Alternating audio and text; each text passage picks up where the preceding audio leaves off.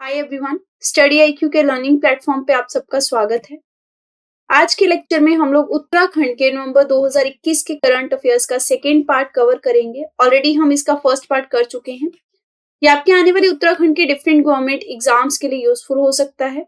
मेरा नाम रवनीत कौर है। शुरू करते हैं आज के लेक्चर को। सबसे पहला क्वेश्चन आपका इंडियन इंस्टीट्यूट ऑफ पेट्रोलियम के ऊपर है। आपको बताना है ये कहाँ पे लोकेटेड है। ध्यान रखेंगे ये न्यूज में था, इस वजह से था, कॉन्टेक्स्ट क्या था इसको भी देखेंगे, पर क्वेश्चन के हिसाब से आप बताएंगे ये कहाँ लोकेटेड है। करेक्ट आंसर है ये आपका देहरादून में है। अब ये न्यूज में क्यों था? क्योंकि इंडियन इंस्टीट्यूट ऑफ पेट्रोलियम के साइंटिस्ट ने CSIR वालों के साथ मिलकर एक बायोचार डेवलप किया है।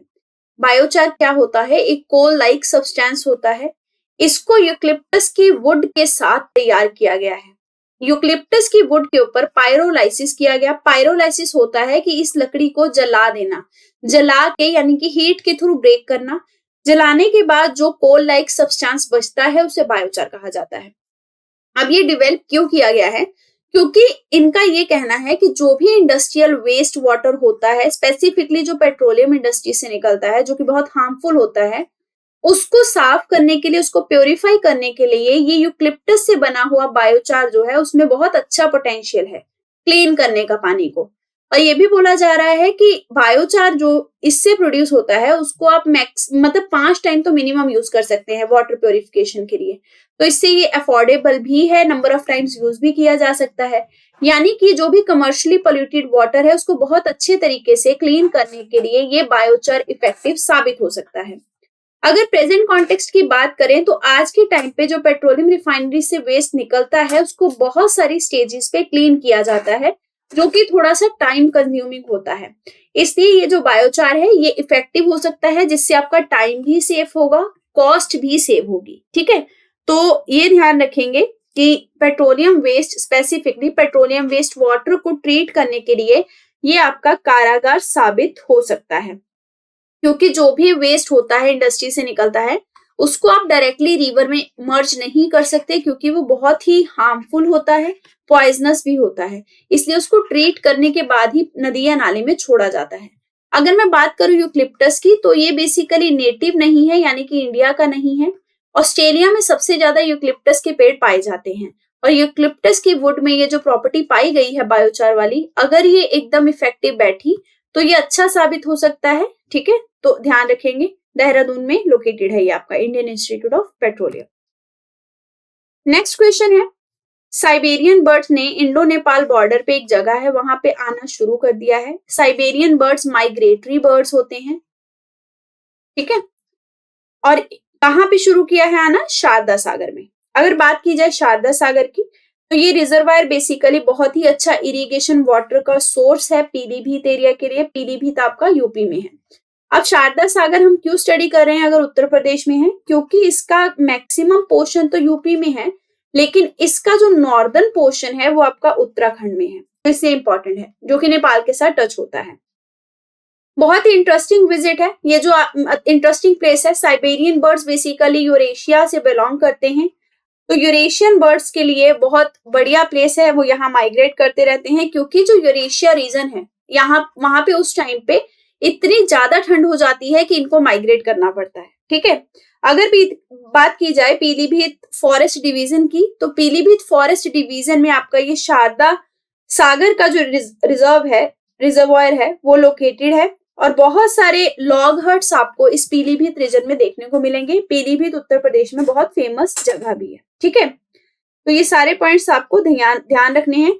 और गवर्नमेंट ने साइबेरियन बर्ड्स के आने के बाद इस एरिया में, यानी कि शारदा सागर के एरिया में स्ट्रिक्टनेस को ज्यादा कर दिया है, ताकि हंटिंग जो होती है वो ना हो पाए और पोचिंग की एक्टिविटीज रोकी जा सके। अगला क्वेश्चन है नमामि गंगे गंगा मशाल यात्रा के ऊपर। इसको कौन सी पिलग्रिमेज सिटी से शुरू किया गया ये आपको बताना है। क्वेश्चन ऐसे भी आ सकता है कि ये यात्रा का पर्पस क्या है, तो ध्यान रखेंगे गंगा की प्योरिटी को बताना और उसके अनअवेलेबिलिटी के कॉन्सिक्वेंसेस को बताना इसका टारगेट है। यानी कि अगर गंगा रिवर अनअवेलेबल हो जाए तो क्या क्या हमारी लाइफ पे आउटकम आ सकते हैं, वो सब के बारे में ये यात्रा अवेयरनेस क्रिएट करेगी। आंसर है आपका ऋषिकेश। ऋषिकेश से इस यात्रा को शुरू किया गया। ऋषिकेश को एच से भी लिखा जाता है, तो दोनों ही आपके सही होंगे। ठीक है, बेसिकली ये आपका देहरादून में लोकेटेड है और ये खुद एक म्युनिसिपल कॉर्पोरेशन है। और ये यात्रा बहुत ही बढ़िया तरीके से त्रिवेणी घाट से शुरू की गई है, पूजा वगैरह करके, ताकि गंगा की इंपॉर्टेंस जो है उसको प्रॉपर तरीके से बताया जा सके। नमामि गंगे सेंट्रल गवर्नमेंट का बहुत इंपॉर्टेंट प्रोजेक्ट भी है। ठीक है, नेक्स्ट क्वेश्चन है पिथौरगढ़ के ऊपर। पिथौरगढ़ डिस्ट्रिक्ट में बेसिकली पानी की बहुत किल्लत चल रही है। तो क्वेश्चन ये है कि कितनी वाटर स्कीम्स जो हैं वो पिथौरगढ़ में ऑलरेडी फंक्शनल यानी कि ऑपरेशनल हैं। Despite having this the schemes, various schemes, ये पानी की जो किल्लत है वहां खत्म नहीं हो रही है। आंसर है आपका 205 आपकी वाटर स्कीम्स पिथौरगढ़ में चलाई जा रही हैं, लेकिन इनका कोई आउटकम देखने को नहीं मिला है। तो इससे एक चीज क्लियर होती है कि कोई भी स्कीम जब चलाई जाती है, केवल उसका चला देना या उसे लागू कर देना ही मायने नहीं रखता। इम्प्लीमेंटेशन बहुत जरूरी है कि आप उसको प्रॉपर इम्प्लीमेंट कर पा रहे हैं या नहीं, क्योंकि अगर इम्प्लीमेंटेशन से ही वो स्कीम आपको रिजल्ट दे सकती है। तो 205 स्कीम के बावजूद जो सारे गांव है पिथौरगढ़ डिस्ट्रिक्ट के, वो ये कहते हैं कि यहाँ पे पानी की समस्या अभी भी दूर नहीं हो पाई है। तो क्या फायदा इतनी स्कीम्स चलाने का। अगर आपको क्वेश्चन मतलब आप मीन्स वगैरह लिखते हैं तो आप उसमें ये एग्जांपल कोट कर सकते हैं कि स्कीम्स को प्रॉपरली इंप्लीमेंट करना बहुत जरूरी है, क्योंकि 205 स्कीम पिथौरगढ़ में चलाने के बाद भी वहां पानी की समस्या हम सुलझा नहीं पा रहे हैं। लगभग 1400 गांव है इस डिस्ट्रिक्ट में और सब गांव में लगभग पानी की जो समस्या है वो देखने को मिल रही है। 59 विलेजेस तो ऐसे हैं जहां पे लोगों ने रहना ही छोड़ दिया। ये जो आप देख रहे हैं ये डेजर्टेड हाउस है, ऐसे ही डेजर्टेड विलेजेस हैं। रहना इसलिए छोड़ दिया है क्योंकि पानी की समस्या बहुत ज्यादा गहरी है यहाँ पे। ठीक है, नेक्स्ट क्वेश्चन है आपका बड़ाहोती प्लेस, जो कि आपका न्यूज में देखा गया था, ये कौन से डिस्ट्रिक्ट में लोकेटेड है आपका, ये आपको बताना है। आप बिपिन रावत जी को देख रहे हैं। बेसिकली इन्होंने ये कहा था कि ये जो प्लेस है, ये प्लेस आपका उस एरिया में लोकेटेड है जो कि उत्तराखंड के साथ इंटरनेशनल बॉर्डर टच करता है। ठीक है, तो इन्होंने ये कहा था कि बॉर्डर एरिया पे लोकेटेड ये जगह है, हम यहाँ पे दोबारा से लोगों को बसाने की कोशिश करेंगे। और हम ये बसाया इसलिए जाएगा क्योंकि हमारे जो नेबरिंग कंट्रीज हैं उनको ये ध्यान रहे कि आसपास के एरिया में एकदम बॉर्डर पे लोग रहते हैं। क्योंकि उत्तराखंड में क्या हुआ है, बहुत सारे बॉर्डर एरियाज की जो जगह है वो अभी खाली है, प्रॉपर वैकेंट है, तो इनको दोबारा बसाने की बात हो रही है। ये आपका जो बड़ौती है ये आपका चमोली में लोकेटेड है। ठीक है, अब आपको कमेंट सेक्शन में एक क्वेश्चन बताना है जिसको हमने बहुत बार करंट अफेयर में किया है कि उत्तराखंड के टोटल कितने डिस्ट्रिक्ट्स हैं जिनका इंटरनेशनल बॉर्डर लगता है, और चाइना के साथ कितने डिस्ट्रिक्ट का लगता है, नेपाल के साथ कितने का लगता है। आपको इनके नेम्स भी बताने हैं।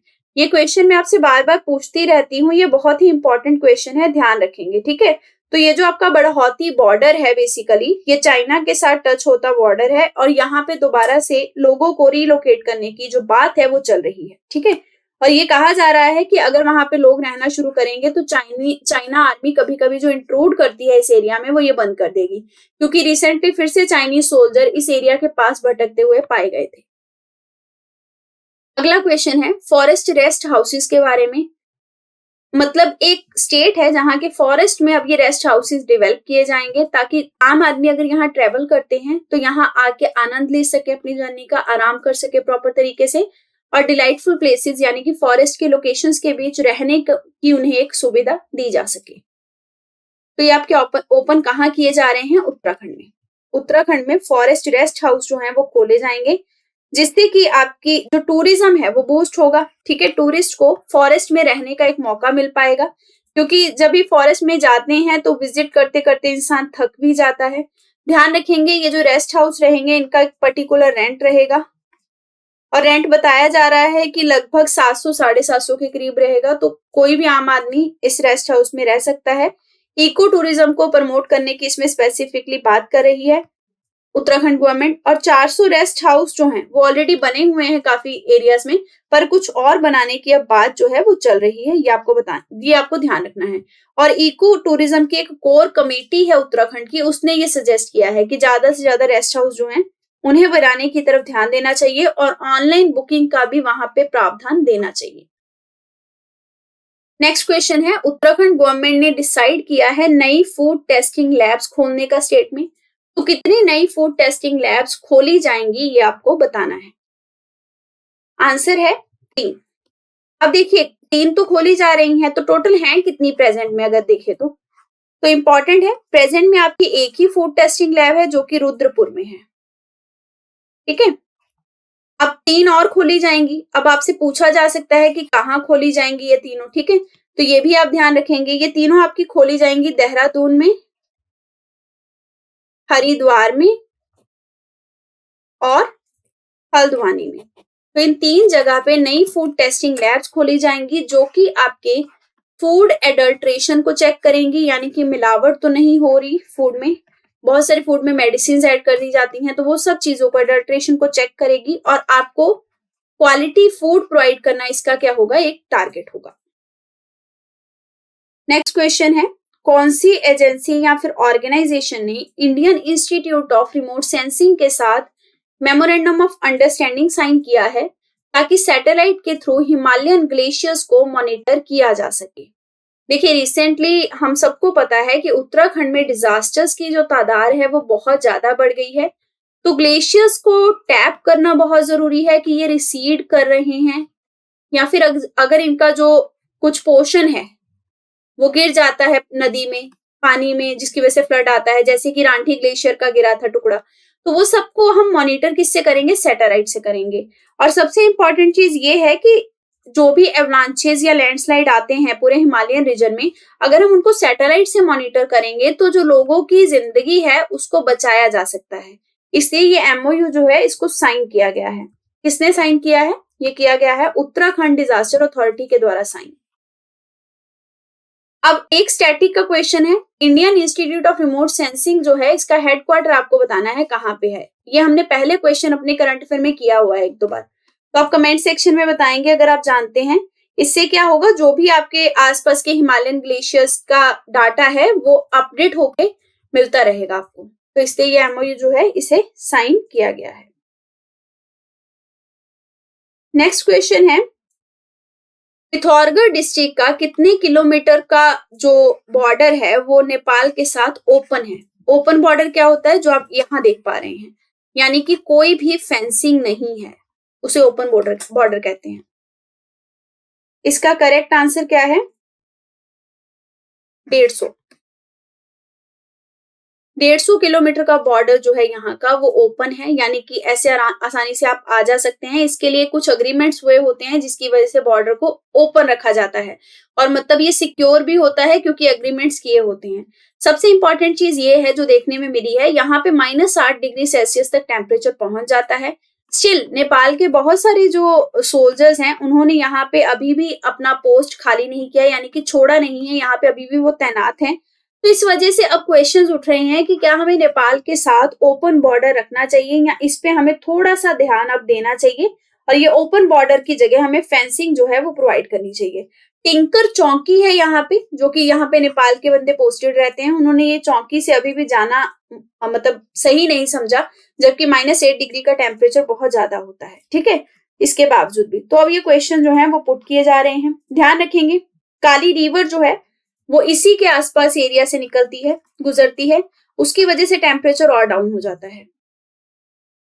अगला क्वेश्चन आपका है एगास बिस्वाल के बगवाल के ऊपर। बगवाल पे हमने पिछले करंट अफेयर में क्वेश्चन किया था, पिछले पार्ट में। ठीक है, तो ये क्वेश्चन ये है कि जो एगास बगवाल फेस्टिवल है इसको कौन से त्योहार के 11 दिन बाद मनाया जाता है। आग से आपको समझ जाना चाहिए, इसका आंसर है दिवाली। दिवाली के 11 दिन बाद हम ये एगास बगवाल जो है इसे सेलिब्रेट करते हैं। बेसिकली ये फेस्टिवल सिंबलाइज करता है उत्तराखंड के रिच कल्चर को और हेरिटेज को। ठीक है, इस दिन भैलो जो प्ले है उसे खेला जाता है। भैलो का मतलब क्या होता है, एक दूसरे के साथ हैप्पीनेस को शेयर करना। तो आप समझ सकते हैं कितना रिच फेस्टिवल है जिसमें कि एक मैसेज दिया जा रहा है कि आप हैप्पीनेस को किस तरीके से स्प्रेड कर सकते हैं।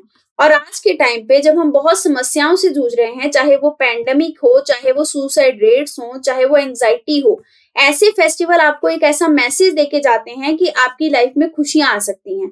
तो इस मैसेज को देखते हुए, इसकी इस इंपॉर्टेंस को देखते हुए जो चीफ मिनिस्टर हैं उत्तराखंड के, उन्होंने ये कहा है कि इन सारे फेस्टिवल को हमें अपने कल्चरल हेरिटेज की तरह कंजर्व करके रखना चाहिए और इस फेस्टिवल को हमेशा सेलिब्रेट करते रहना चाहिए, क्योंकि ये हमारी सिविलाइजेशन की प्रमोशन के लिए और हमारे कल्चर के लिए बहुत इंपॉर्टेंट है। नेक्स्ट क्वेश्चन है, ऑर्गेनिक फार्मिंग जो उत्तराखंड में की जाती है वो लगभग कितने लाख हेक्टेयर एरिया में की जाती है, ये आपको बताना है कि प्रेजेंट कॉन्टेक्स्ट में कितने एरिया में ये की जा रही है। आंसर है आपका 2.20। तो 2.20 लाख हेक्टेयर एरिया में उत्तराखंड में ऑर्गेनिक फार्मिंग हो रही है और ये बात की जा रही है कि आने वाले टाइम में इसको और ज्यादा बढ़ाया जाएगा।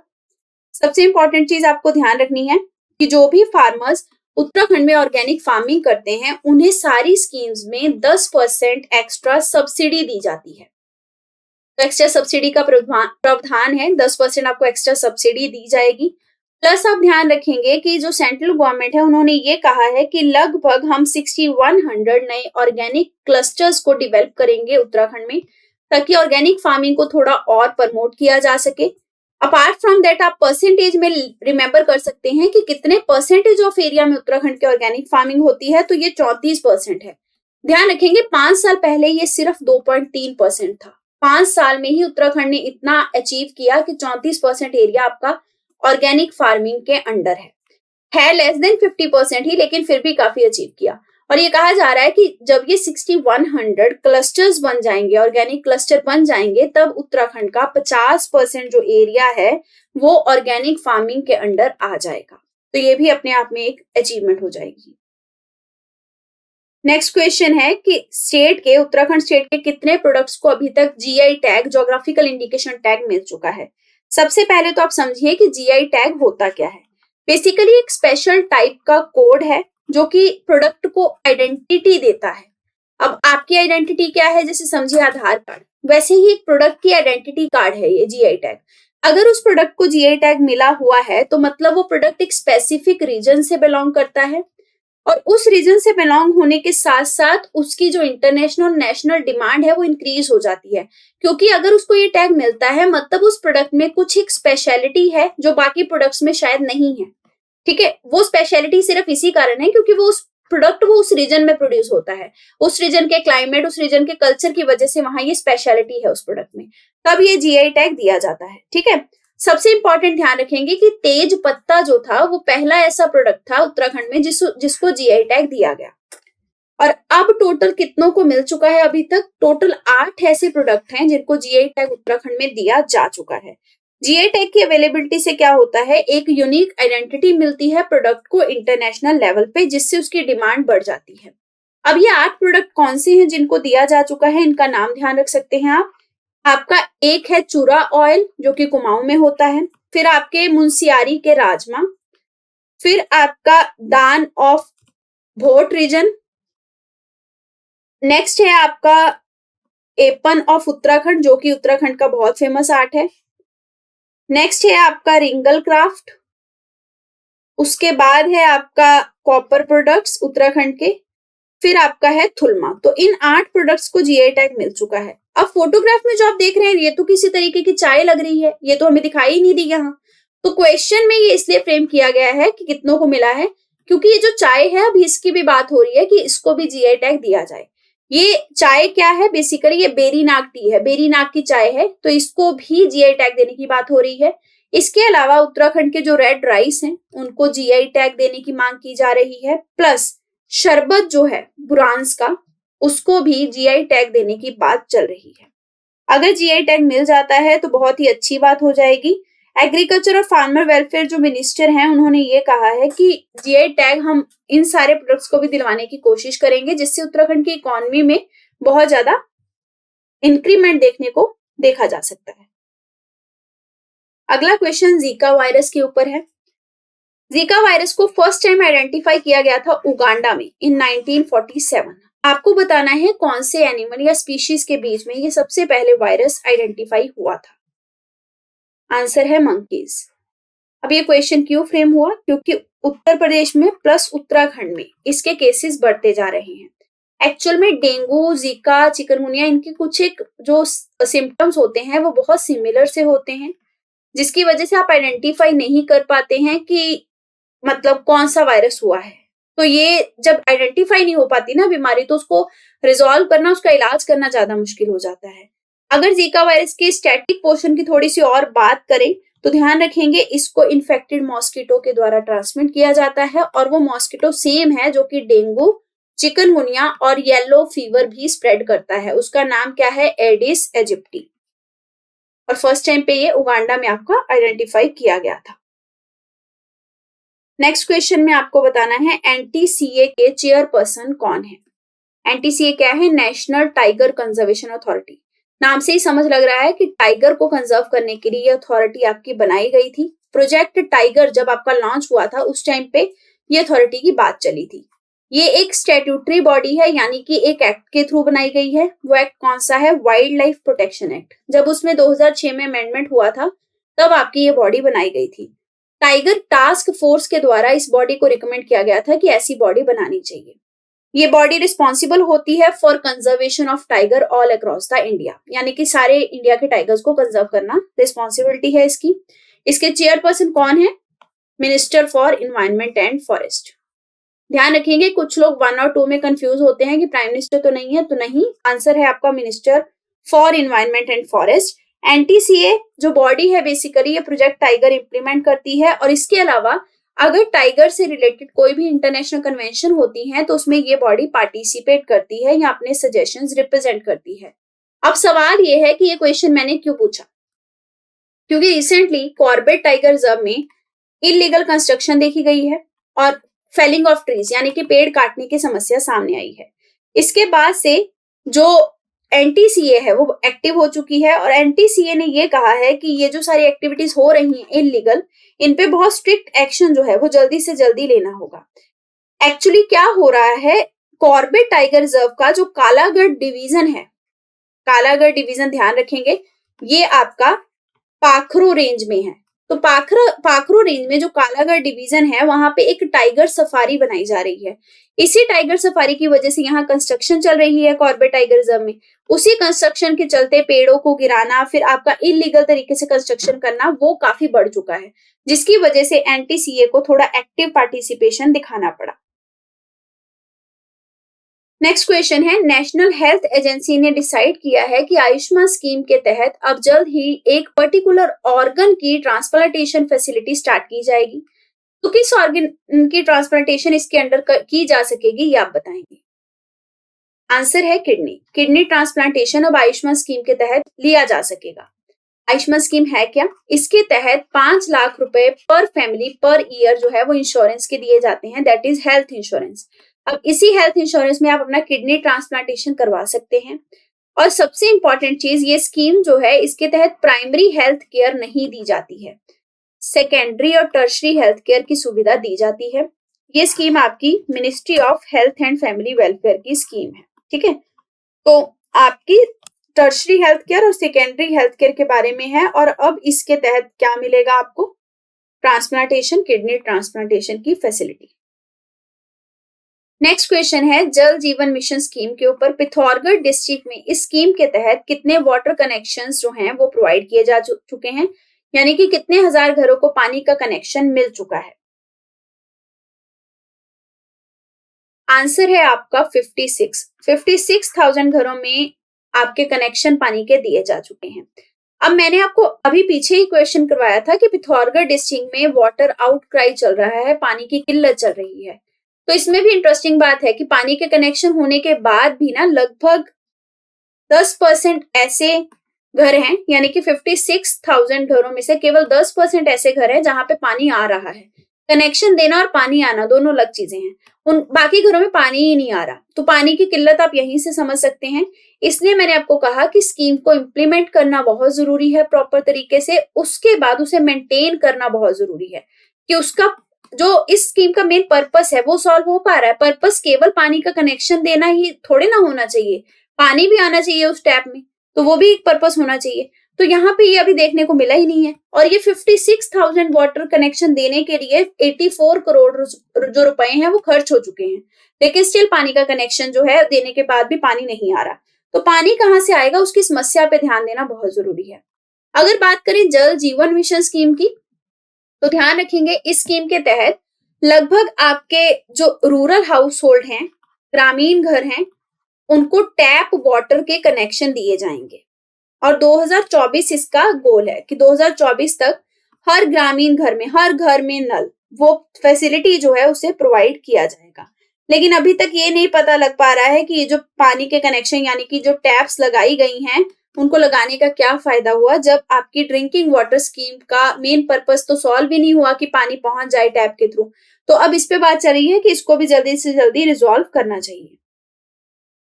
नेक्स्ट क्वेश्चन बहुत इंपॉर्टेंट है। कंट्री का पहला ग्रास कंजर्वेशन सेंटर जो है वो कौन सी स्टेट में डेवलप किया गया है? आपका इसका करेक्ट आंसर हो जाएगा उत्तराखंड।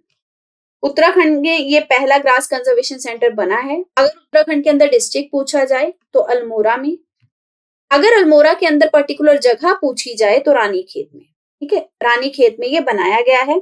इसको पब्लिक के लिए ओपन कर दिया गया है। इसके अलावा ध्यान रखेंगे कि लगभग 90 स्पीशीज जो हैं ग्रासीज के वो आपको यहाँ पे मिलेंगे। ग्रासीज की ना केवल आपको एक कल्चरल इंपॉर्टेंस देखने को मिलेगी और इकोलॉजिकल, बल्कि मेडिसिनल प्रॉपर्टीज भी बहुत होती हैं ग्रासीज में, ये ध्यान रखेंगे। ये सेंटर अगर पूछा जाए किसके अंडर बनाया गया तो कैंपा के अंडर बनाया गया, जो कि मिनिस्ट्री ऑफ एनवायरनमेंट के अंडर आती है बॉडी। इसका फुल फॉर्म क्या है? Compensatory A forestry management and planning authority. Grasses basically environment के बैलेंस को मेंटेन रखती हैं और बहुत ही इंपॉर्टेंट होती हैं क्योंकि CO2 को अंडरग्राउंड कंजर्व करने में हेल्प करती हैं। जैसे कि इन्वायरमेंट में ग्लोबल वार्मिंग की वजह से ज्यादा CO2 है, तो ग्रासेस जो हैं वो CO2 को एब्जॉर्ब करेंगी और अंडरग्राउंड में स्टोर कर लेंगी। तो क्लाइमेट चेंज को लड़ने के लिए भी ग्रासेस अच्छी साबित हो सकती हैं। अगर बात की जाए कि इस ग्रास कंजर्वेशन सेंटर को बनाने के लिए कितने का खर्चा हुआ, तो 6 से 7 लाख रुपए का खर्चा हुआ है। 30 साल लगभग इसको बनाने में लगे हैं। ठीक है, तो बेसिकली ये जो ग्रासलैंड्स हैं आज के टाइम पे बहुत ज्यादा थ्रेट फेस कर रहे थे क्योंकि इनका जो एरिया था वो श्रिंक हो रहा था, ज्यादा जगह पे ग्रासलैंड खत्म होते जा रहे थे। तो इसीलिए कंजर्वेशन सेंटर जो है वो उत्तराखंड में बनाया गया है, ये आपको ध्यान रखना है। नेक्स्ट क्वेश्चन में आपको ये बताना है कि कितनी different varieties of different species of grass इस ग्रास कंजर्वेशन एरिया में, जो कि इंडिया का पहला ग्रास कंजर्वेशन एरिया है, वहां पे आपको देखने को मिलते हैं। इसका करेक्ट आंसर है यहाँ पे ऑप्शन 4 में 90 आएगा। इसका करेक्ट आंसर है 90। लगभग 90 स्पीशीज ऑफ ग्रास जिनकी की साइंटिफिक, इकोलॉजिकल और मेडिसिनल प्रॉपर्टीज हैं, वो आपको इस रानीखेत ऑफ अल्मोड़ा डिस्ट्रिक्ट में देखने को मिलेंगे, जहां पे आपका ये पहला ग्रास कंजर्वेशन एरिया जो है इसे खोला गया है। मेन पर्पस क्या है? कार्बन को एब्जॉर्ब करना, क्लाइमेट चेंज से लड़ना, ग्रासेस को बचा के रखना, सुरक्षित रखना। नेक्स्ट क्वेश्चन है, प्राइम मिनिस्टर नरेंद्र मोदी जी ने कितने फीट लंबा ब्लैक स्टोन स्टैचू आदि गुरु शंकराचार्य जी का केदारनाथ में अनवील किया, यानी कि उसका उद्घाटन किया? ये स्टैचू पिछली बार हमने देखा था पिछले पार्ट में कि ये बन रहा था, अब इसका उद्घाटन हो चुका है। करेक्ट आंसर क्या है आपका? 12। तो 12 फीट लंबा ये स्टैचू जो है इसे बनाया गया है। 2013 के फ्लड में आपका ये स्टैचू जो था वो वॉश अवे हो गया था। बेसिकली आपका ये जो स्टैचू बनाया गया है इसमें 35 टन जो हैं वो यूज किए गए हैं बनाने के लिए। तो ये जो मैंने आपको बताया 35 टन का इस पे वर्क हुआ है, वो 35 टन आपका क्या है? ब्लैक स्टोन है। तो ब्लैक स्टोन का वर्क जो है वो इस पे किया गया है। और सबसे इंपॉर्टेंट चीज जो आपको ध्यान रखनी है वो ये है कि इसकी लेंथ जो है वो 12 फीट है और 9 आर्टिजन्स जो हैं उन्होंने इसको बनाने में काम किया है। स्पेशल इसके बारे में एक और चीज है कि 130 मतलब जो 130 किलो का जो पत्थर है काले स्टोन का उसको यूज किया गया। फिर उसके बाद 35 टन उसका वो आया भार, जिससे आपका ये जो आदि गुरु शंकराचार्य जी का स्टैचू है इसे बनाया गया है। तो अब इसका इनॉग्रेशन जो है वो किया जा चुका है। नेक्स्ट क्वेश्चन है, आपको बताना है कि कौन सी जगह के स्कल्पचर योगीराज शिल्पी जी ने ये आदि शंकराचार्य जी का जो स्टैचू है इसको कंप्लीट करने में हेल्प की और इनका साथ दिया इनके पुत्र अरुण ने, ठीक है।